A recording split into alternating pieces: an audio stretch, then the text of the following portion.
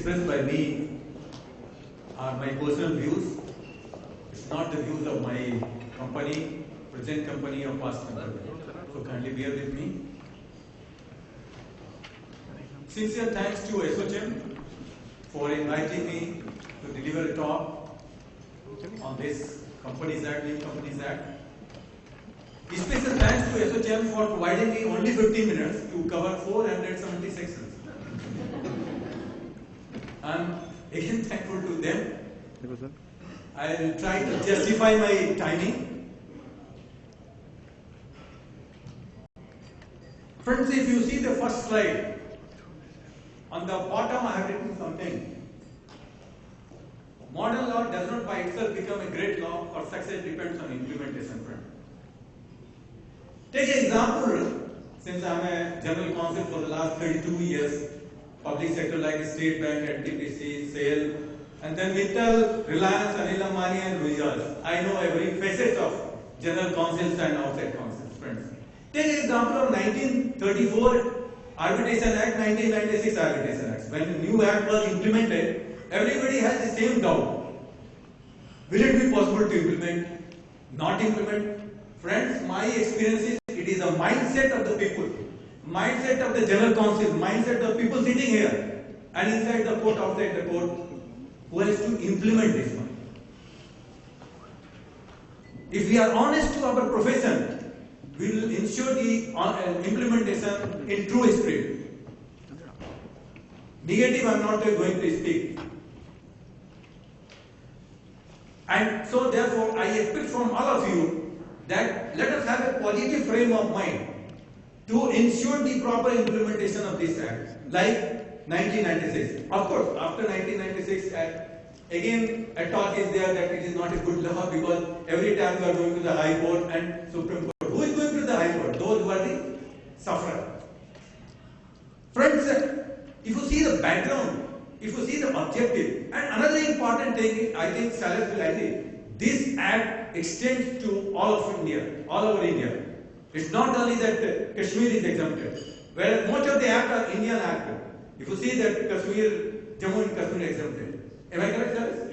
So it is very important act, according to me. Of course, I have not gone through in depth, but time will come to address many issues.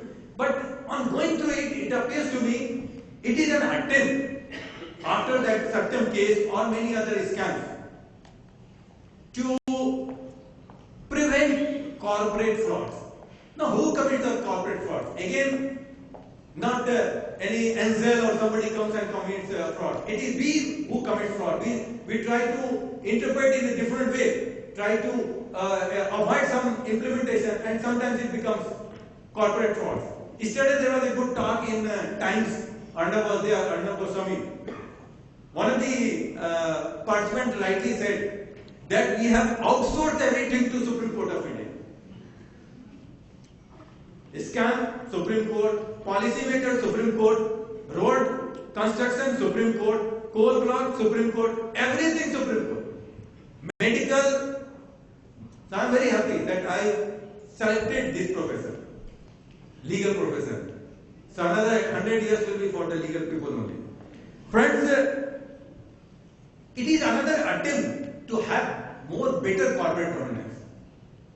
We have the corporate governance. Every institution, wherever, whether it is a public sector or private sector, you have beautiful corporate governance, rules, laws, like that committee, like sexual harassment, like everything. Again, it depends on the mindset. Are we ready to implement? Are we implementing in a true spirit? That is very important.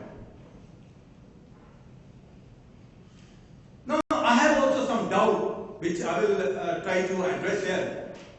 That there appears to be something like excessive executive power or bureaucracy, like director identification number. Now, independent director is like PAN number. If they have also DIN, and you have to first get yourself registered with the this authority, government authority, so that they can monitor your out every affair. So this, according to me, appears to be some sort of excessive bureaucracy. Now, most important thing, I enroll, personal view. Now, High Court company law board are not there. There is a special tribunal like TDSAT, like Competition Commission. So there is a special tribunal. But here the apprehension in my mind is what procedure they will follow. Of course, by 1st April 2014, they are going to issue a rule. Because if you see other acts, they say that for summons and all evidence, everything, the relevant provision of CPC, and for prosecution, the relevant provision of the CRPC. Now, my concern is only what provision they will follow, what procedure they will follow. Let us see the rules, then we will be able to address it. Now, another important thing in this act is that merger of Indian company with a foreign company. I really appreciate such ideas. Now I am coming to the slides because it's only 15 minutes.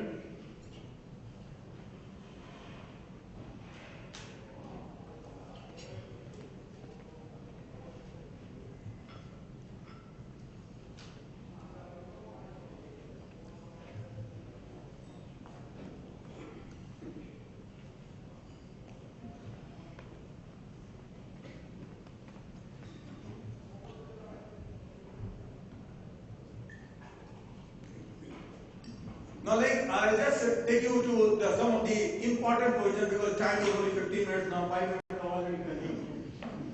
1% company. This is another important issue I am telling you because earlier it was 2 and more like this. So I really appreciate this, and you can have a better business instead of it's some sort of like a proprietorship concern. And this is another encouraging factor. Now, associate company, because it was my sheer luck, I would say, the good luck or bad luck, I don't know. When I was in Reliance, this was one of the issues in 2G. In SR also, one of the associate company. What do you mean by associate company? If you see the definition, if you see the opinion, 10-20 pages opinion from MCA, Ministry of Corporate Affairs, Law Minister, they have defined what is associate company. But in spite of that definition, of course, the process are on, and we are facing the music. So they taking a cue from that. Even in the Satyam case, if you see the landmark order, so they have taken a decision. I'm happy that they have now defined it. To mean a company which has significant influence over the other company having at least 20% share capital. Now the word is influence. Significant. So significant is an adjective before influence. I know that Supreme Court and High Court, not High Court, but the tribunal will interpret in different way. Let us see. But I am happy that they have now crystallized the definition. What do you mean by associate company? Now, private company, of course, my friends have already the total limit number shareholders now increased from 50 to 200.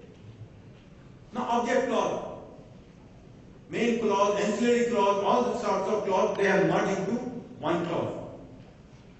This is another important aspect of this act, friends. Key managerial personnel,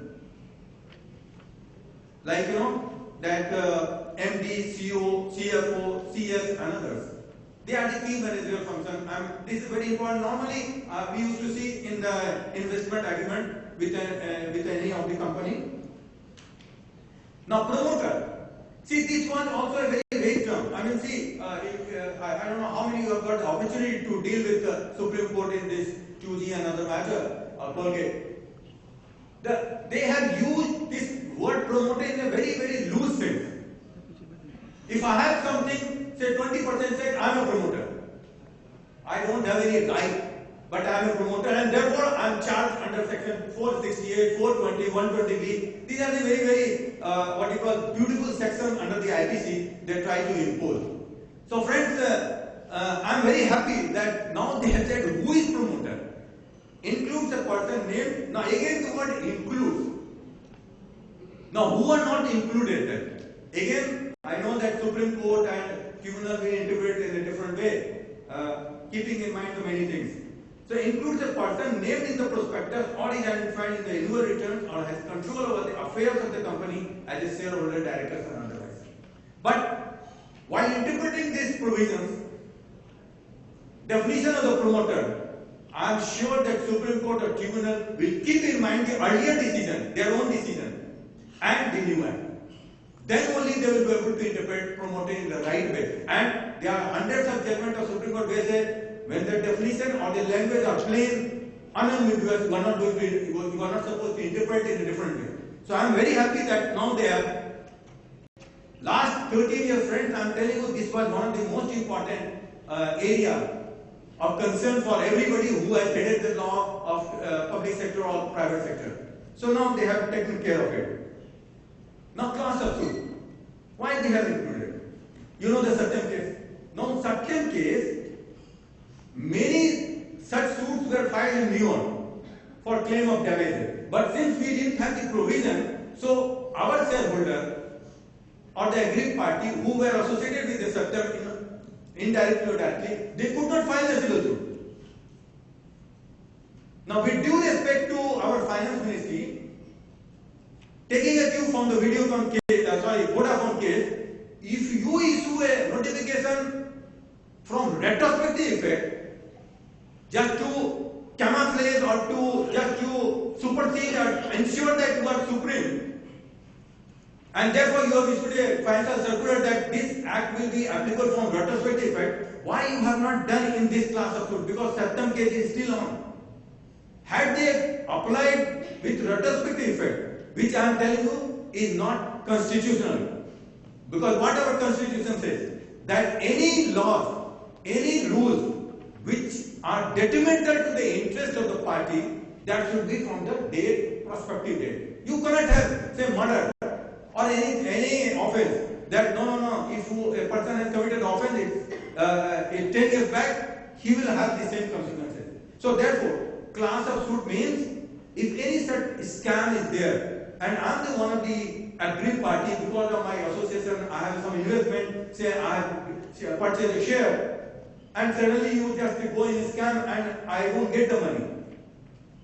In Satyam case, many suits were filed in New York to claim their damages, whereas in India it was not there. I am happy that they have introduced it.